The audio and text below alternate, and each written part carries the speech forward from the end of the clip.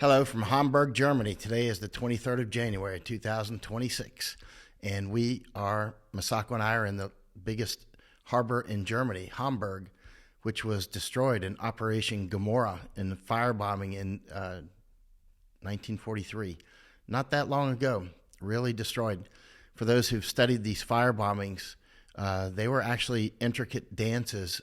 They were engineering studies that were done in advance, and a lot went into these firebombings. It wasn't just a matter of coming over and dropping incendiaries on cities. It was very complex.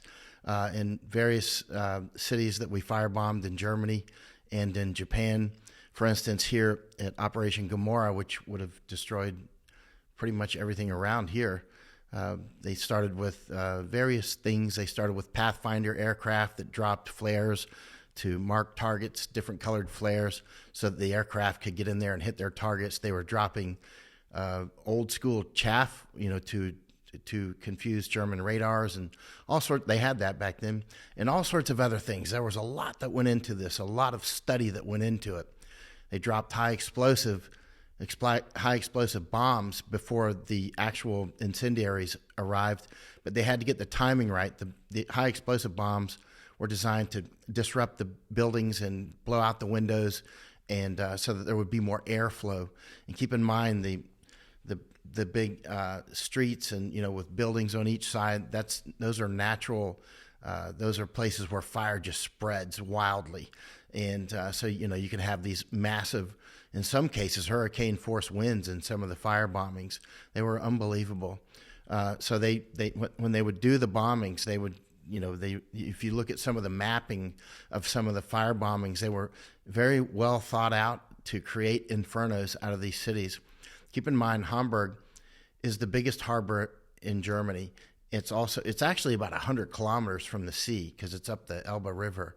So it's really right out here. And so Masako and I were out in the harbor yesterday. But it's also the second biggest city in Germany. It's also the biggest harbor in Germany. It's the third biggest harbor in port system in Europe. So it's quite substantial. So it was destroyed back then for those reasons. It was a big place of manufacturing. They were manufacturing warships here at the time. They're manufacturing them now. We saw 2 warships that are being manufactured yesterday. The person giving us the tour was actually complaining that how slow German warships are built. They're very small ships. I'm sure they're big compared to you can put some serious weapons on them, but they weren't battleships. Let's put it that way.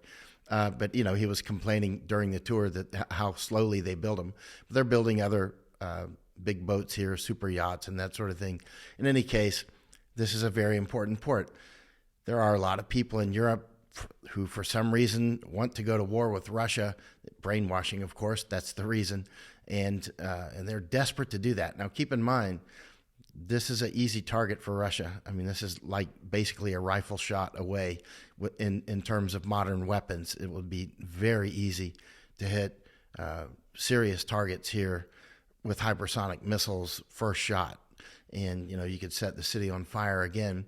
Obviously, the Russians are extremely smart. They've thought all this through to the nth degree. It's just a bad idea to go into these wars, but that's what humans seem to do. Speaking of wars, you see what's happening. There's a few things we'll talk about. One is, Trump at Davos. I'm sure that's on a lot of people's minds. And let's talk about Minnesota because, there's talk about Trump going for the Insurrection Act. Obviously, old timers have been warning about this for generations, not for years, but for generations. They've been warning. Look at G. Edward Griffin. Look at some of his old black and white videos. He's warning about stuff like this back when it was black and white. And so, very clear. Many people like G. Edward Griffin back then, of course, they were written off as crazy folks, but they weren't crazy at all. They just knew what they were talking about. They studied hard, and they had analytical skills. And more than analytical skills, they could see it on a higher level of the thinking pyramid than that. Of course, most people are on kind of the bottom level of the thinking pyramid, and this is what Trump counts on. The bottom level is just sort of memorization and, let's say, the ability to navigate the world using memorization. And it's easy to brainwash that the first couple of tiers on the pyramid. And anyway, G. Edward Griffin is obviously somewhere up there. If this were the Exeter Pyramid, he would be on the bottom where gold is, right? But he's somewhere up there on the top of the thinking pyramid. He's beyond mere analytical skills into a much higher realm of thinking. He could see this way in advance. Many of the old timers could, actually. And here it is. Here in Hamburg, just like over in Netherlands or across the United States and Canada, the demographic warfare is quite intense. Replacement is for all intents and purposes, it's crossed the Rubicon. It cannot be undone. It's just done. You can see the level of let's say Germanness is finished. Keep in mind, I lived here for 4 years in days past. Ich habe in Deutschland gewohnt für 4 Jahre. Ich spreche Deutsch. I speak German, right? And so, when I'm here, I'm able to speak German with a lot of the migrante who don't speak English, and because most will speak actually German. And I've said that many times. I've met many Afghans in Afghanistan and Kurdish people in Kurdistan who spoke German fluently. I've met many people like that, Chechen people, and on and on. And it's because they've lived in Germany, and they come and go, right? So Turkish people, of course. Yesterday, Masako and I had a taxi driver. He was from Tajikistan, and he spoke Persian and other languages. And it was interesting because he talked about interesting things that he talked about. Yeah, he actually brought up Zionist, and he was very anti-Zionist, but he was very pro-Jew. It was interesting because the arguments that he was giving were very familiar to Americans who watched my program. He was saying the Jews in Samarkand, which is actually Uzbekistan, because I asked if he had been there, he said no. But anyway, he said the Jews in Samarkand, he said they're very, very good people. He was on and on. He's like, they are not the same as Zionists, which is the same thing that you hear in a lot of the United States, is they're not the same. But he was saying they're very, very good people. He was very anti-drug, so I'm like, hey, maybe I got a potential ally here. And he was very pro-family. We talked for a long time. It was a long ride. And then he started talking about communism. He's like, Marx and Engels, he was talking about how good they are, and Kant and all these guys. He was straight up hardcore communist. I'm like, well, that puts a damper on our relationship, as it were, from the movie, Princess Bride, but he was very anti the drugs and whatnot. We're watching all this graffiti out the windows. It's graffiti here, like this is America now. Keep in mind, ich habe in Deutschland gewohnt. I lived in Germany. Ich habe viel in Deutschland gesehen. I've seen a lot in Germany, and I have never seen graffiti before. Or not never, but very, very little when I lived in Germany. Very little. It was so uncommon that if you saw it, it would pop out. But now it's like America.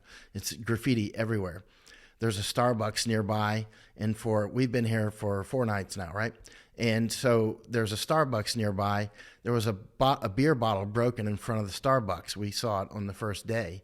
And as of last night, that beer bottle is still broken on the ground with, you can see the spill marks, and the glass is still there for 4 days, right in front of a Starbucks. Now, in the old Germany that I remember so well and loved so much, that broken bottle would not have lasted minutes. The shopkeeper, as soon as that shopkeeper came and opened the shop, they would have cleaned that right up. They wouldn't wait for anybody else to do it.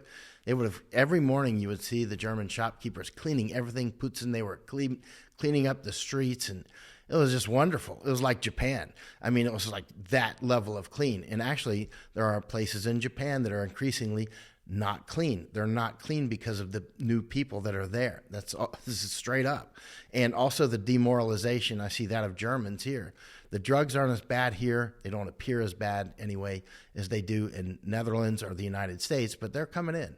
And they're clearly coming in. For instance, the one taxi driver yesterday, he talked about how about 2 years ago they started coming in here pretty hard, which is similar timing to Argentina and Thailand, more or less. It's within the same ballpark. So it's quite, you can see this, and Trump is pushing the dope, to increase dope availability in America as well. That's Soros' plan. Soros' plan is open borders, give everybody dope, right? So speaking of those things, people, again, a big thing on people's minds in the United States is the increasing violence, and across Europe as well. I just saw that there was a big apparent riot down in Spain involving Kurds. I don't know the truth of it. I'm not there. I've been in so many riots and violent protests that I know that I've learned you can't trust what you see on the media, other than you could usually trust that actually something happened. You can trust that on that level. Yes, something happened. Who did what to whom? I don't know.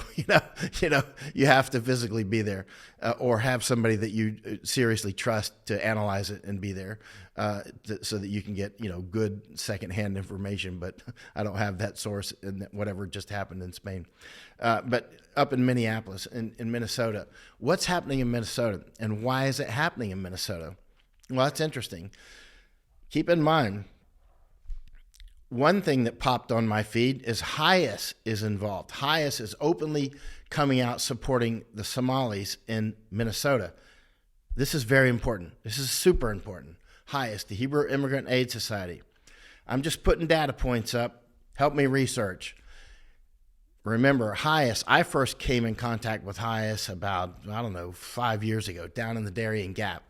Chuck Holton and Masako and I were down in a place called Yavitsa, which is at the end of Highway 1 in the Darien Gap in Panama, literally the end of the highway before it's nothing but jungle for very far until you come out in Colombia. That's a town called Yavitsa, Yaviza, if you want to look it up. So we were there. And there was Norwegian refugee councils, there was Doctors Without Morals, there was IOM, International Organization for Migration, and there was Hias. And I'm like, who are the Norwegian Refugee Council people? So I started checking into them. I checked into these Hias people, Hebrew Immigrant Aid Society. And at that point, it just, okay, these are just data points. I didn't know who these people were. But they kept popping up and popping up. I would see them pop up all over the place. And so NRC, Norwegian Refugee Councils, Doctors Without Morals, IOM, everywhere, and Hias. Hias is specifically interesting for Minnesota because if you look at, you've heard me say on podcasts before in my writing that these NGOs that are doing these things, they're targeting both places, both the donor country where they get the people from and where they're putting the people into. Like, it's poetry in motion, right? It's a dance. They don't waste action. They try to make money all along the way. And also there's something, if you look where the people came from, there's something going on there. Not just war, not just spontaneous war. They're trying to clean them out for some reason, for mining or something. I don't know. Speaking of which, we'll get to that. And then they're putting them into some place that they're attacking, right? So look at Hias. Hias has been operating openly, helping Somalians get out of Somalia. Now, keep in mind, Somaliland was just recognized by Israel. Israel is the only country that has recognized Somaliland. Somaliland is geostrategically important. Look at it. It's on the Red Sea. I'm not going to put anything up about that today because we're really very busy today. We're doing things, but you can just quickly web search. You'll see Hias in Somalia. You'll see how they're helping Somalis get to places like America. And then in Minnesota, they're helping the Somalis get legal top cover. Look at them in media top cover. So you got Hias in both places. Hias in Somalia, or helping Somalis, let's say, get from Somalia while Israel recognizes Somaliland, and get to Minnesota. And Hias is helping them in Minnesota openly. This isn't hidden. You don't need any special research skills to see this. Just web search it. You'll see press releases by Hias and whatnot. Hias has also helped a huge amount of Venezuelans come through. They brag about helping more than 100,000 Venezuelans come in from Venezuela, right? And they're coming to the United States, obviously, most of them. So that's Hias that's doing this. Now, why Minnesota? Well, if you look at Minnesota, what's on Lake Superior right there, it's also the headwaters of the Mississippi, as a couple of, if you look at my readers on Substack, by the way, these are some very smart people. You'll notice comments from you should read my comments on my Substack. There are some very smart people there. There's people pointing out, hey, that's where Fort Snelling was. Fort Snelling, when did that open? 1855? I'm sorry, I don't remember. It was way back then sometime. But Fort Snelling was an old Army fort between the Minnesota River and the Mississippi River. The headwaters of the Mississippi River is in Minnesota. Minnesota also borders Canada, and also, well, it's right there on Lake Superior. Now, keep in mind, main railways go right through Minnesota. This is a place that you would want to, if you're taking over America, just like if you want to destroy Germany, you're going to hit Hamburg, just like happened in World War II, and will happen again if they fight Russians. And Rotterdam and Antwerp and all those places, right? Likewise, if you want to take America, you're going to want to take places like San Francisco and Los Angeles and Texas. You're going to want to take places like Minnesota. And Minnesota is off the beaten path. People are just getting confused, like, oh, it's just, this is orchestrated. And actually, it's not really hidden that much. If you look at the corridor from I-69 that goes up from Texas, the I-69 corridor goes up to the Great Lakes as well, not to Minnesota directly, and so what I'm getting to is the Great Lakes are really important to the United States. That's some of a vast, huge amount of our trade happens between the Great Lakes because, how many locks are there in the Great Lakes? Maybe some people can remember. Is it 67? I think it's in the 60s. There's a lot of locks, right? This is canals everywhere and just incredible architecture of, infrastructure. It's very, very serious. And a lot of cargo is shipped with ships that are made for the Great Lakes. And then there's the salties, as they call them, that can go, all out into the sea. But, the merchant mariners, or we used to have serious merchant mariner class. You should follow John Conrad, by the way, at G Captain, John Conrad. Follow him. He's really been hammering hard that we need to build up. He was just messaging me last night. We have to build up our merchant mariner class. I mean, we've thrown it away. Meanwhile, yeah. So, but the Great Lakes are very important for the United States. It's not like you're going to capture the Great Lakes by taking Minnesota, but that's an important place on Lake Superior. It's also an important rail crossing. It's the headwaters of the Mississippi. And other things. Minnesota is important, and it's got a low population, so it's easy. It's easy fruit to pick. You can, get senators and people in Congress. So there's many reasons to go for smaller states like that and pick them off, right? And especially strategically located states like Minnesota. And so now. Just a couple of other things, I'll let it go. Thank you for everybody for supporting our work. It's very important, very, very important. Masako and I need the financial support a great deal. Hit it, please, and hit it hard. This is going to get more and more expensive because of some of the things that we're doing. We're going to head to some other Nordic countries soon. Very interesting meetings ahead. But again, we're in Hamburg. If there's any war with Russia, the chances of this place getting hit are pretty high, right? Because, again, this is a very strategic place, and it's been already overrun. The borders are open in Europe, and just like they are in the United States. All right, I'll say more about Hias and others in a later podcast because I have many screenshots that I've taken of these things that pop up across my screen about what they're doing, and with Somalis and bringing them up through into places like Minnesota and then supporting them, and then they help them get into positions of power. Keep in mind, they don't get into positions of power by accident. I first started recognizing this in about 2005, and I've mentioned this many times. I mentioned not with Somalis, but with Kurds, because Israel works very closely with Kurds, and they help them get into positions of power in different countries like Japan or here in Germany and whatnot. Now, keep in mind, I love Kurds. I spent a lot of time with Kurds. I have great respect for Kurds. But keep in mind, Israel is using them as a weapon. Most Americans that I know that have been with Kurds have a lot of respect for Kurds. Actually, we had another driver yesterday who was Kurdish, and he did not like Trump. He's talking about how Trump is letting the Syrians murder the Kurds, which is true. I know Americans that are heading over there right now because, Americans actually care quite a lot about Kurds. There's a relationship there, a tight relationship. But it's not a tight relationship with Trump because Trump is all over the board. Nobody seems to know what he's doing, and neither does he. And so, again, Trump is going to come and go, but this thing is going to keep going. When he's gone, this thing is going to keep going. So plan your life accordingly. All right. Thank everybody. please share this. If you can't afford to subscribe to my Substack, you can subscribe for free, and you'll still get the same information. The only thing you won't be able to do is comment. Comments are only for subscribers, and actually that filters out a lot of the craziness, as you can imagine. It filters out pretty much all of it.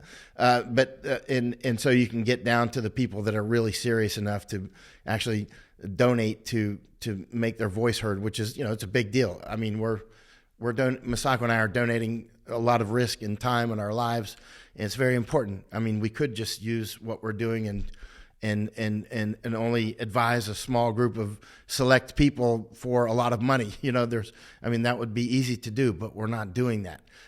So this is important information. Plan your life accordingly. And I depend on a lot of small donors, and very, very few and far between somebody does something big.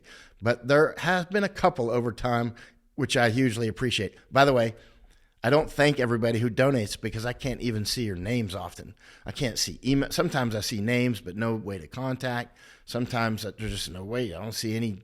It'll be anonymous. It just says anonymous. But know that I thank you, and Misako, thank you greatly. Thank you. And make sure to share.